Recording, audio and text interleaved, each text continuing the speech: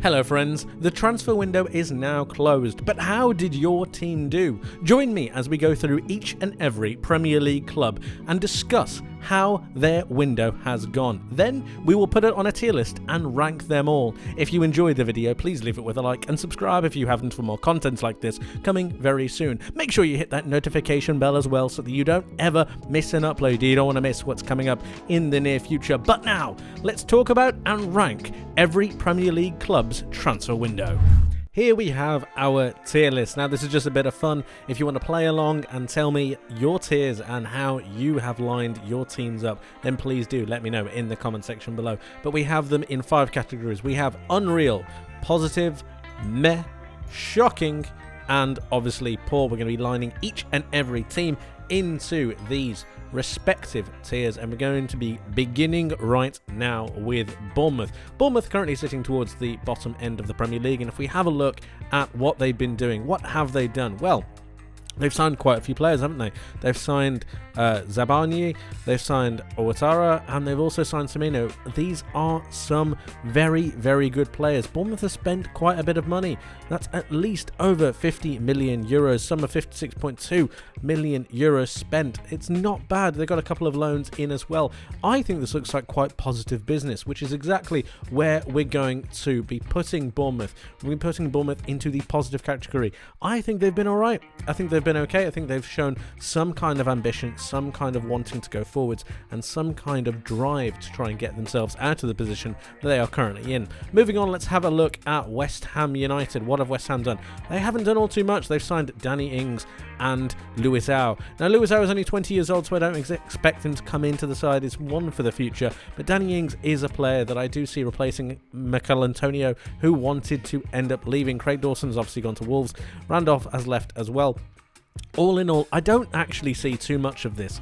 I know Scamacca's injured, and I understand that Danny Ings is a better replacement, and I understand that as just generally they can attempt to score more goals, but I'm not sure that was West Ham's problem, to be honest. Yes, they struggled to really get the ball in the back of the net, but it was more creating the chances that I thought they had too much of a problem with.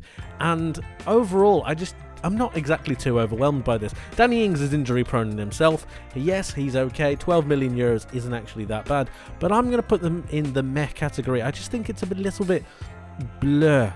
It seems like yet another signing where he's not going to get ultimate game time. He's probably not going to score too many goals. I do rate Danny Ings, and I do think he's a good player. I just don't think it's ambitious enough from a club like West Ham, especially considering the position they're in. I think they need to do a little bit more, and David Moyes is definitely going to have pressure on him with the players that he currently has at his disposal. Scamacca, the likes of Paquetá, and the like. I do think that especially if they're going to be wanting to get top dollar for Declan Rice in the summer, or possibly keeping him, they need to be doing a lot better than they currently are. Moving on, let's have a look at Brentford. What have Brentford been doing? Well, they have signed Kevin Schade, who's a 21-year-old right winger, Sorensen at centre-back, and Tariq Fosu at left wing. Brentford have been doing okay. I quite like these. These are all obviously end of loans to be coming back in, but I can see them being integrated in certain areas. I can see them really going towards, obviously Sorensen has been loaned back. You can't see that on your screen at the moment, but he has been loaned out somewhere else. Kevin Schade coming in for a fee of 1 million. This isn't too exciting, but I also don't think it's too bad. We know how well Brentford are run, and you have to have faith sometimes that the regime know what they're doing. So I think, although it's nothing too crazy, I've got to put it in the meh category because they haven't done all too much business, but that's because they're absolutely fine with what they've been doing. Remember, this is a transfer window spending tier list. This is just looking at how the teams have done in regards to the transfer market, and just because they haven't been all too ambitious does not necessarily mean they failed. Just because they have a meh rating does not mean that what they've been doing is the incorrect thing. Perhaps it's correct for them, and I do think that Brentford have been absolutely fine. They just haven't made ultimately additions, which means they're not bad, but they're also not great at the same time. Nottingham Forest, let's have a look at them. They have been very, very busy in the transfer window. Obviously, they've signed Danilo. They've also signed Felipe from Atletico Madrid. This is a very, very interesting signing. We spoke about this quite a while ago, and I do think that Felipe is a good player. Is he still ready to be playing at 33 years of age? I'm not so sure. We also got Gustavo Scarpa on a free transfer. John Joe Shelvey, who I think legs have gone to some extent, and Chris Wood. I think that Nottingham Forest have been doing okay. Let's also not forget the fact that they've signed Keylor Navas as a backup goalkeeper. I mean, that is just incredible. Incredible bit of business to get him from PSG on loan. We know that Dean Henderson has been injured. We know he's been out for a little bit. And to get Keylor Navas, one of the former best goalkeepers in the world, I think that is absolutely brilliant business. So I think Nottingham Forest have been very, very positive. Very good indeed. Aston Villa, let's have a look at them. Now, let's have a look. What have they done? They haven't done all too much business. Alex Moreno, yeah, is absolutely fine. 13.5 million euros. And then you have Jon Duran, who is okay.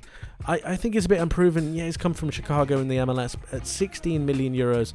It's all right, but I still think it's a little bit of a risk. Unai Emery is obviously banking on trying to improve these players and getting to know his squad still. He's still a new manager in the Premier League, and we need to give him time. That being said, I don't think they've committed all too much into signing some new players, which means that Aston Villa are going to be either in the positive or the meh category. I don't see too much positivity in this, so I'm going to put them as meh. It's not too bad, not too great.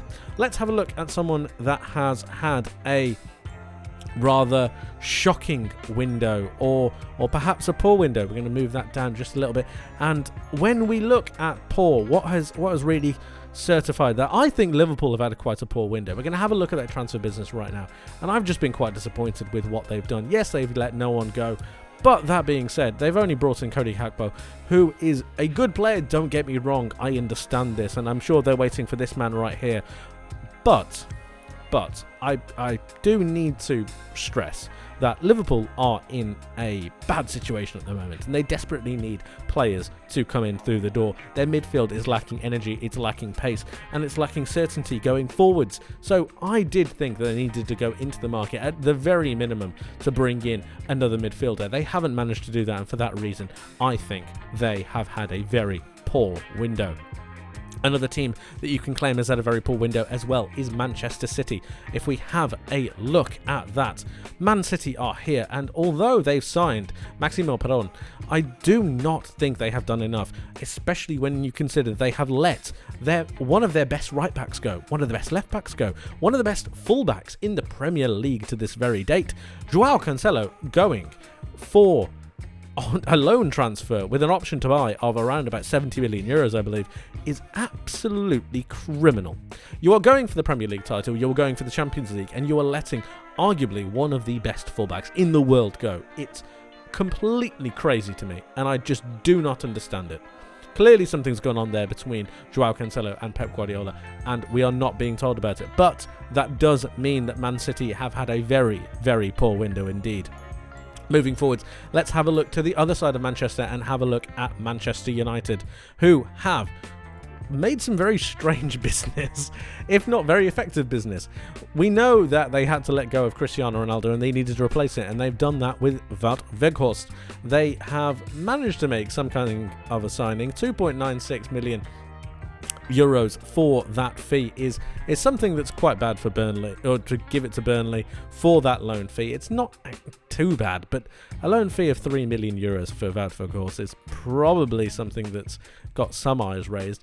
And then you have Marcel Sabitzer, who has come in because of the injury to Christian Eriksen. If you are unaware of this, he's going to be out until early May, it is believed, after a poor challenge from Andy Carroll when Manchester United played against Reading. Jack Butland has come in as a backup goalkeeper because Newcastle have recalled Dubravka to their team, and Jack Butland has come in from Crystal Palace on loan. A decent bit of business, but again, nothing too interesting, nothing too entertaining. At the very least, if you want to be a bit skeptical and if you want to be a bit negative, they've replaced Cristiano Ronaldo with Wout Weghorst, which is something else. But we all know that was a different scenario. So I think Manchester United have been a bit meh. It's just a bit plain, a bit boring. Nothing really to write home about. Nothing too exciting. Nothing too crazy. Let's have a look at Arsenal. What have they been doing this window? Right, well, we know that they've been trying to go after a numerous amount of players. They attempted to go from Kyle Mudryk. They attempted to go for Moises Caicedo, and they haven't managed any of them. They've managed to get in Jakub Kiwior. They've managed to get in Leandro Trossard, who is a fantastic signing in my opinion. Leandro Trossard at 28 years of age, 24 million euros is a bargain in my opinion. An absolute bargain.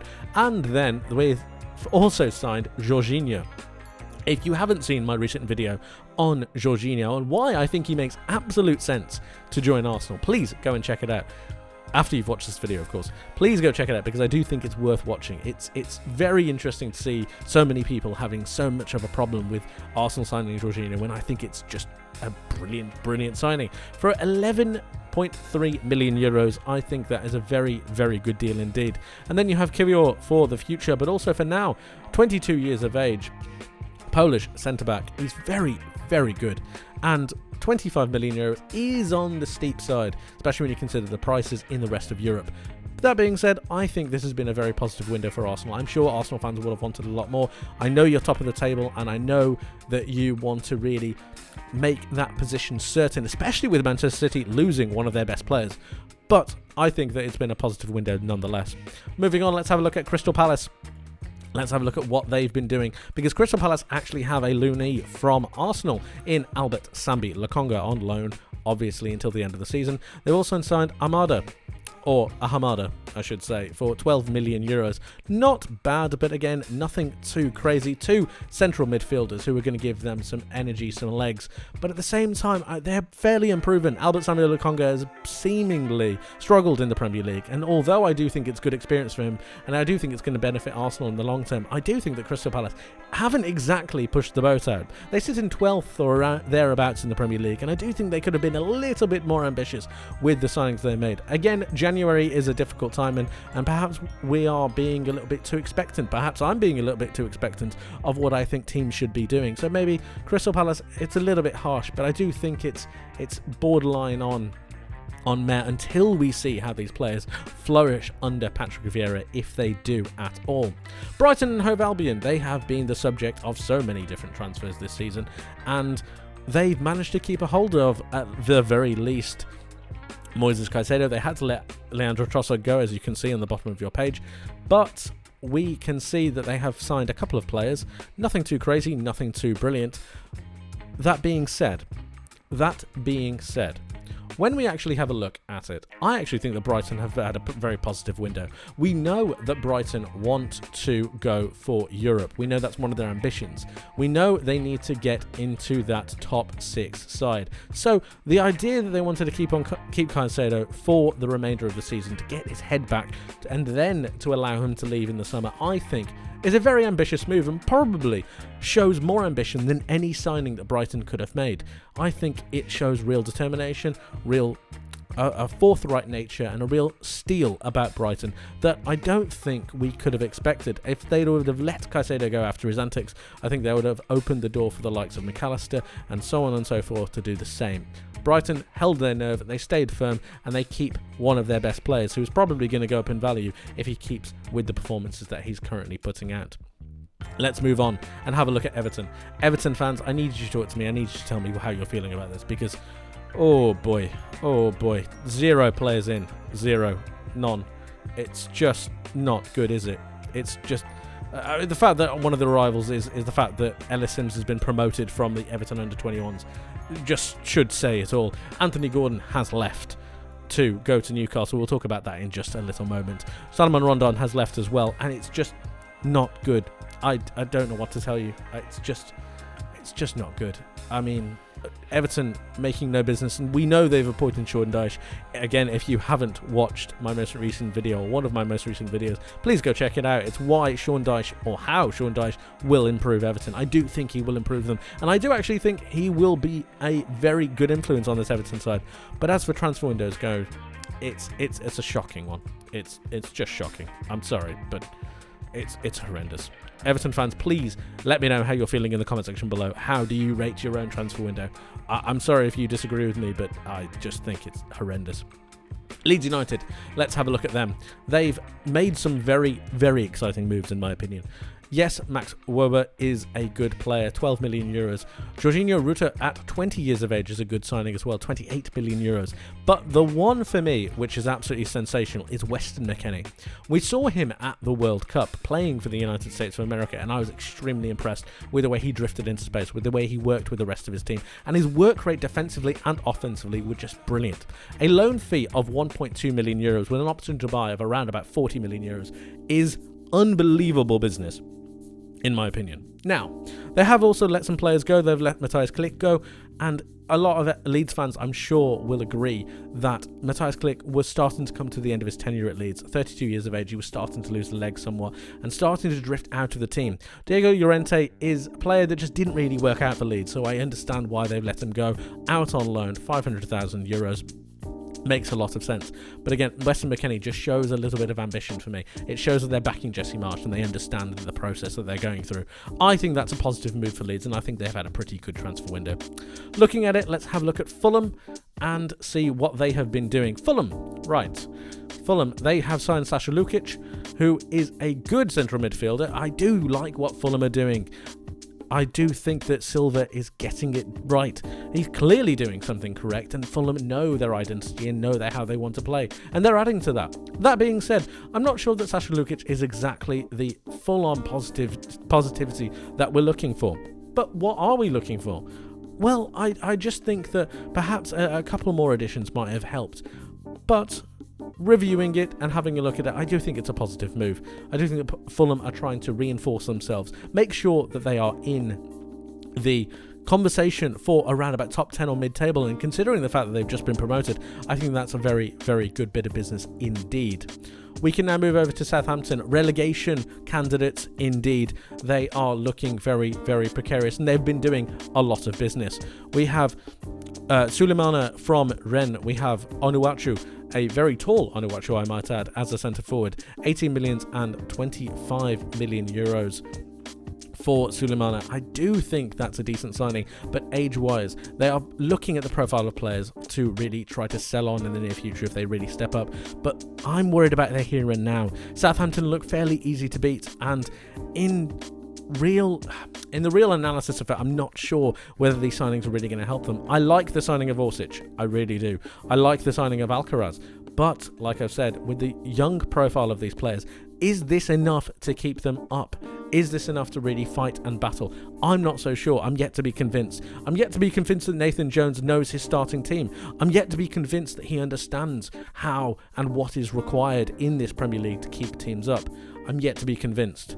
However, they have dipped into the transfer market and they've tried to get themselves out of trouble by spending their way out of it and investing smartly in young players. And for that reason, I've got to say that it's a positive window.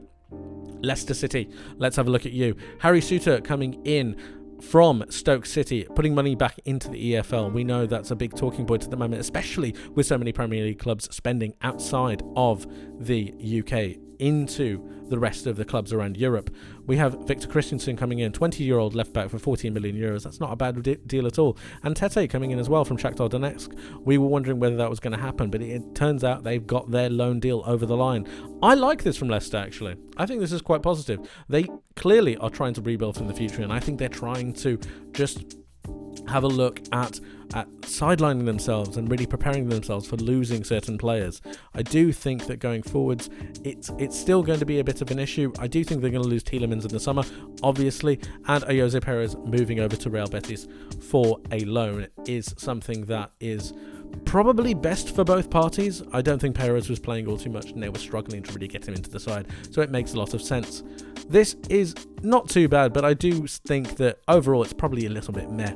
Yes, they're dipping into the market. Yes, they're investing in certain players, but when you look at Leicester and you look at them going forwards, they are struggling in certain occasions and they haven't prepared or tried to mitigate any loss of any players in the centre of the park, and that's where I think they needed to focus on. If they lose a Tielemans for an extended period of time, what happens then?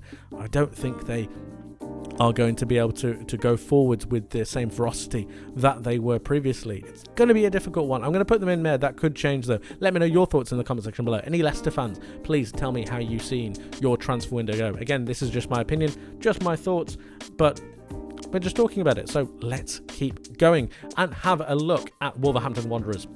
What have they done? They've done a lot of business, haven't they? Ooh. Okay, Joao Gomez coming in from Flamengo. I'm going to be completely honest with you guys, I haven't seen this player play. I don't know who he is. And they've paid 18.7 million euros. That's quite the gamble. But there must be some faith in Julian Lopetegui that they have some kind of gem on their hands. I like some of these signings. I'm going to go through them right now. Mario Lemina, I really like. 11 million euros. good defensive midfielder. He's got pace, he's got power, and he's also got a good physicality about him. Pablo Sarabia from PSG for €5 million is an absolute steal. Honestly, he's got quality, he's got a good awareness about him on the pitch, he's got good positioning, and I do think he's going to improve that Wolves attack. He's going to be able to put good crosses into the box. I think he is one to watch.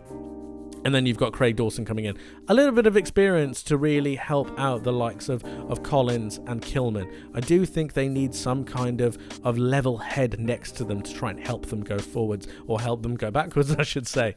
And I think this is some smart business. I think Wolves have made some smart, positive moves in the market, and I'm going to say that they've had a positive transfer window. We have 3 clubs left. You know I'm leaving one of them till last or second last, so bear with me on that one. We talk about Newcastle United now. And what have they done? Well, they brought in Anthony Gordon. That's a pretty good signing. €45 million, though. Is that too much? Has he been worth it this season? I'd argue not. Last season, he was absolutely on fire. He's 21 years of age. You pay for potential. That being said, is it too expensive? Let me know your thoughts. Newcastle fans, are you happy with the signing of Anthony Gordon? How are you feeling about it? Harrison Ashby is a good signing from West Ham's under-21 side. €3.4 million. I think that's a little shrewd piece of business. 21 years old, and he's looked quite promising of late. Martin Dubravka has been recalled from Manchester United, clearly concerned that they're going to be losing one of their goalkeepers to injury, and just making sure that they have enough about them. Or is it hurting their current rivals to get into the top 4? Let me know your thoughts. Is this a little bit of a power move by Newcastle United? How have they seen this? Are they trying to take advantage of where they are in the market and the fact that they have a player out on loan to Manchester United? Let me know what you think. But as for this, I think this has been quite positive from Newcastle. I think going for a winger to try and elevate the way they go forwards, in case Almiron ever gets injured, or in case they need to find a new place for Joe Linton, who should be better in the middle of the park as one of those central midfield 8s. I do think that Anthony Gordon can slot into that left-hand side, and I'm excited to see what Eddie Howe is going to be able to do with him going forwards. It's going to be very interesting to see how he is able to really mould him into a new style winger. I think he's very raw at the moment, and I do think that with the project going on at Newcastle and with the kind of support that Eddie Howe and his backroom staff will give him, Anthony Gordon should be able to go on levels and leaps abound to go and become that new player. We're now going to have a look at the elephant in the room, and that was obviously Chelsea. I mean, this is going to be absolute madness. Prepare yourself for this, people. What is this? I mean, honestly, what is this? €329 million. €329 million. When I saw a stat recently, and that was Chelsea have spent more in January than the 4 leagues in Europe combined. All of them. That's Serie A, that's Ligue 1, that's the Bundesliga, and the Eredivisie. It's madness. But they have made progress, so let's have a look. Enzo Fernandez, obviously the man on everyone's lips, has come in at €121 million. We have Mikhailo Mudryk, who's come in at €70 million. Benoit Badiashile, who's come in at €38 million. We are going on. Madueke, who's coming in at €35 million. It goes on and on. Malo Gusto, who comes in at €30 million. You get the point. They've made some very, very exciting signings. On a positive note, what have they done? Right. Age profile-wise, this is unbelievable business. A lot of these players are very, very young. They have a lot of talent. They're very exciting. And they are going to be fit and ready for the future. They all have extremely, extremely positive outlooks. They all have extremely promising futures. So it makes sense that they brought them in. Let's not forget that they've paid €12 million, or the best part of that, for Joao Felix to come on loan from Atletico Madrid. All of this is extremely exciting for Chelsea and Chelsea fans, and their rebuild for Graham Potter, who is surely going to be able to do something with these players. Surely. I actually feel quite bad for Graham Potter, because I do think that this is putting him into a very precarious position, because if he doesn't get any real wins through the door, or if he doesn't get a lot of wins, or if he doesn't gel this team together, I do feel like it will be his head on the chopping block. A lot of money has been spent on these players, and it does add pressure.